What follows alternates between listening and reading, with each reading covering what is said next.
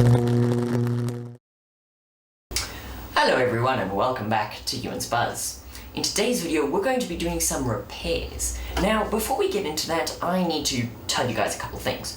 So first of all, apologies for the wind noise as it is incredibly windy outside, and I'm also using a new microphone as well that is not a lapel, it's actually mounted onto the camera.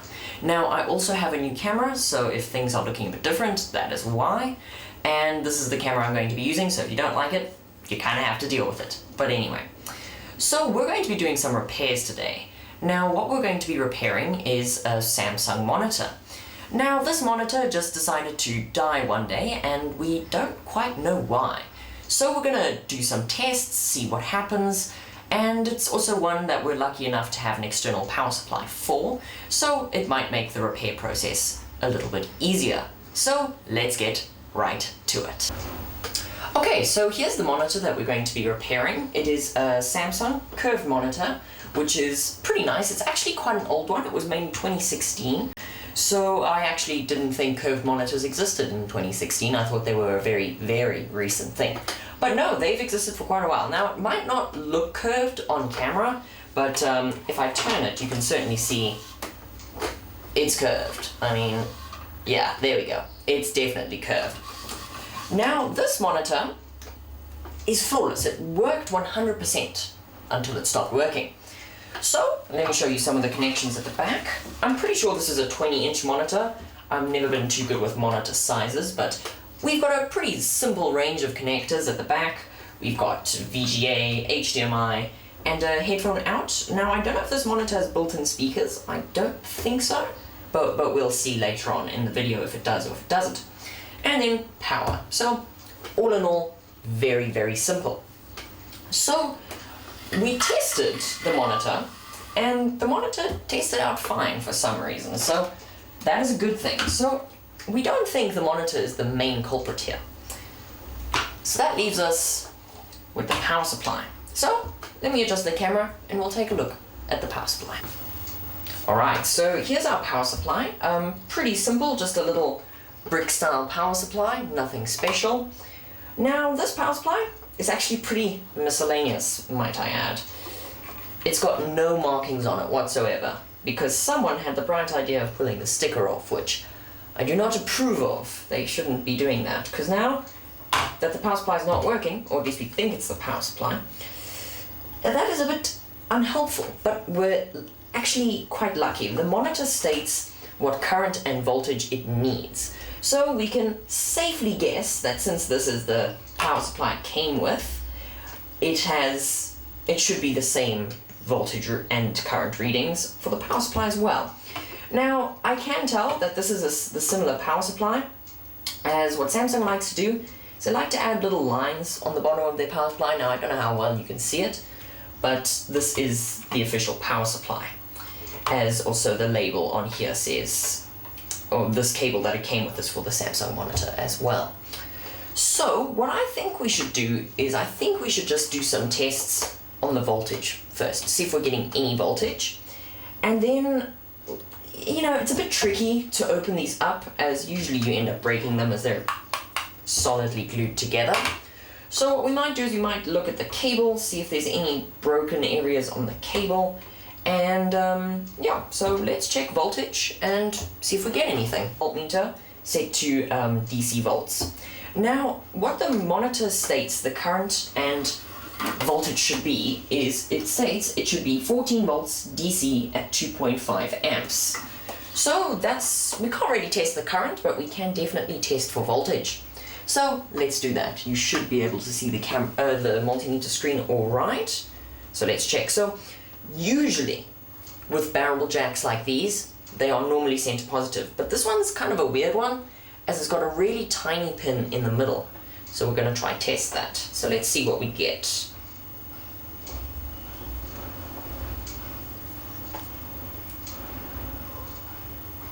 Nothing, and it is set to volts DC, so we should be fine on that aspect. And nothing. Check that again. Okay, we're getting no power whatsoever out of this thing. Let me do a quick check on my bench power supply, set it to, say, 7 volts, and let's see if my multimeter is working. Yep, 7.88 volts. We are good to go in that aspect, so I'd say we should start investigating the power supply itself, because we can test it one more time just to see if we're lucky. Hopefully we are. Nope, nothing. So I'd say our second step is to move on to looking at the cable. See if we can find any imperfections, any place where there might be damage, and we will look from there. Alright, so I've unplugged the power supply. Let's start taking a look at the power cable. Now for the power cable, we're just going to gently feel along it to see if we can feel any imperfections. Now I must warn you, when working with power supplies, you must always isolate them. And if you don't know what you're doing, I recommend you don't work on them just to be safe. Now, power cable feels fine. Now I can do a quick visual inspection to see if anything looks out of the ordinary. Now, good places to check on cables is by the strain relief, sort of here, as they tend to wear away, sort of become frayed here. So here we're looking good. Now we can check here, and we're looking good there as well. So power cable seems fine. Now let's check the connector, as sometimes you could maybe have an obstruction inside, but I'm looking at it, and we've got no obstructions inside. It's looking good. So opening this up will basically be our last resort. We'll see if we have to. But let's take a look at the power cable. Now, the cable going to the monitor, my mistake, the DC cable, it doesn't look too great. Just from a visual inspection, you can see it's got a bit of strain. It's been a bit strained at the strain relief here, as it's kind of bent. So that could be a potential point of failure. We'll check there. And feeling along it, not feeling anything just yet. Let's see how it will change. Yeah, I'm not noticing much just yet. Hello. Okay. I think I found something. Interestingly enough. I will zoom in on that and we will take a look at it, but we must still finish feeling the rest of the cable. Checking by the strain reliefs. Strain reliefs look good. And here's the end that goes to the monitor. But I seem to have found something, so I'm going to quickly zoom in on that and we'll see. And even like it feels bad and visually it doesn't look great either. It's very small, so it'd be very hard to notice, but it's certainly there. So let's take a closer look at that. Alright, so luckily my new camera has got a pretty great focal distance, so now we're looking at that little imperfection right here. So I've put him in the crocodile clip so you can sort of see it better, and so I can hold it still as this cable likes to move around. So here's our little imperfection. Now you can kind of see it's definitely cut, the insulation is cut, or maybe not cut, maybe torn. Now in the application this monitor was used, there was almost like a cable door that would close, and it had slots where the cables could go through. Now sometimes the cables would get caught in between it when it closed. So I think maybe that happened with this cable, and maybe it got moved or it got clamped in a corner. So that's why I think it's kind of damaged here. So I'd say what we should do is we should cut this little piece out. Then we'll do a test on the power supply to see if the power supply is, as a matter of fact, still giving us voltage, which hopefully it is. And then if so, we will reconnect this exactly the same as how the wires were connected in here, and we can hopefully see if we fix this.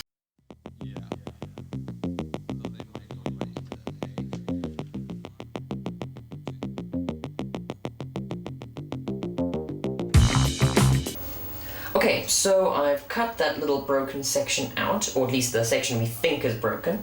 Let's us do some tests. Now I'm going to turn the power supply on. So we think the white would probably be positive, and the ground is the shielding. And would you look at that? 0.18 volts, there we go, sorry. That is actually really good, so we know the power supply is working, so that is a great sign. So, I'm pretty sure, as we tested correctly, the white is positive and the bare wires are negative. Now, when you're testing on a multimeter, a good thing to check is it will actually tell you if you've got your polarity wrong in your DC mode, of course. So I'm going to swap them around, and if you look, a little minus shows up at the start there. That is to say that you've got your polarity wrong, but as soon as I get my polarity right, by putting the black on the outside and the white on the inside as positive, you can see that little minus goes away. So that's how you know you've got it perfectly, your polarity correct. Sorry, haven't made a video in a while, so speaking on camera is a little bit tricky at times. But anyway, so our power supply is working, which is fantastic news. So now I'd say what we should do is we should actually join this other piece of cable back on here, and we should have good results. So let's see what happens.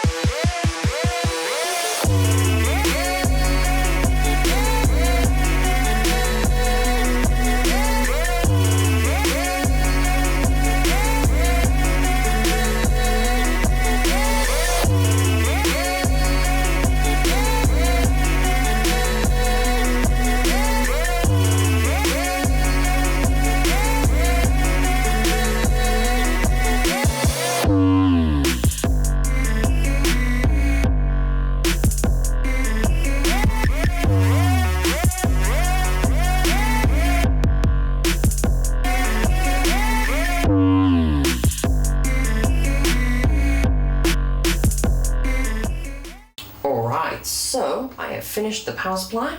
We've got our new cable all joined up. You can see over here. I used black heat shrink and I have insulated the middle inside, so it shouldn't short out. So I think we're pretty good. So let's test and see if we're getting voltage. Now we did test the power supply to see if we were getting voltage, and we were. And I did test this little cable off camera to make sure it was still okay, and it is. So there's a pretty high likelihood of it working, but we can't promise anything. So let's see what it does. Turn the power supply on. So, center positive. Let's see. Oh, would you look at that? 14.19 volts. I'd say we did a pretty good job at fixing that. So, we're getting good voltage, which is great. Now let's plug it into the screen and see if it works. Okay, so I've plugged it all in. Now I haven't got a computer with HDMI out here, but the screen should show us like a diagnostic screen, you know, looking for a signal. So let's see if it works. Okay, so far nothing. Hey, we've got a signal, it's working. It's currently filtering through its inputs, but let's see, can we get a menu? Okay, it needs to have an active input to show us a menu, but it is working. Now I'm just cycling through the inputs as there's nothing plugged in, but wait a minute, it's got VGA. And that's a VGA monitor back there. So, let's grab a VGA cable and plug it in and see it work. Okay, so I've got a VGA cable plugged into the back there. So it has shown up this analog, no signal message. So let me focus up on that a bit better. Sorry, I'm still getting used to the new camera and how it focuses and things, as from what I know, it doesn't have autofocus because it's quite the camera. So let's plug it in. Let's see what it does. Not optimum mode. Recommended mode 1920 by 1080 60 Hz. Huh. Never seen that error before. Maybe we should try a different cable. That might be an idea. This PC also might have DisplayPort out, and I did make a crazy adapter that takes DisplayPort and turns it into DVI, and then turns it into HDMI. So let me get the crazy adapter and see if it works. It's also probably because I'm using this like extension cord thing, which is a VGA extension, so that might also be the case. So let me try get that other cable and see what it does. Alright, so I've retrieved the ridiculous adapter. It's plugged into this HDMI cord. Let's see if we get anything. So far, nothing.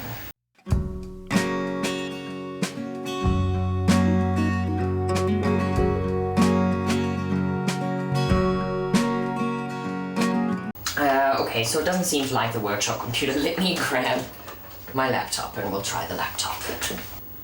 Okay, so my workshop PC decided it would be finicky, so I went back to the house and fetched my laptop. So this is the weird adapter. Look, it could also not like the adapter. So let's see, DisplayPort out of my laptop. Okay, it's picked it up. Hey, it works! Well, that's fantastic. That actually looks really good. So it's working. We can, I don't know, log into my laptop real quick. And now that we're in, we can see it's just set to duplicate. Look, I will need to mess with the video settings on this a little bit, as it's not, it's pretty dim. I don't usually use my monitors dim. I use them quite, well, I set them back to factory settings. That's pretty much how I use my monitors. But just so you know, this is attempt number 3 on trying to get this thing to work, as electronics can be fussy. I think we all know that. So it was happy with my laptop. The workshop PC down there was giving grief, so that's why it didn't want to work. But I knew this monitor worked either way, as it was working on HDMI and the analog works as well. So yeah, I'd say that was a successful repair in my eyes. Power supply works. Now there's just one last thing we need to do, and that is just write what monitor it goes with and the voltage current rating on it, because someone took that right off. So I'm gonna do that, but you guys don't really need to see that. So I hope you guys enjoyed this video, and here's the working display. Now, if there are some shots that were out of focus, I'm really sorry. I'm still figuring out my new camera. There will actually be a video on my new video gear, because that's actually some pretty impressive stuff that I've managed to get.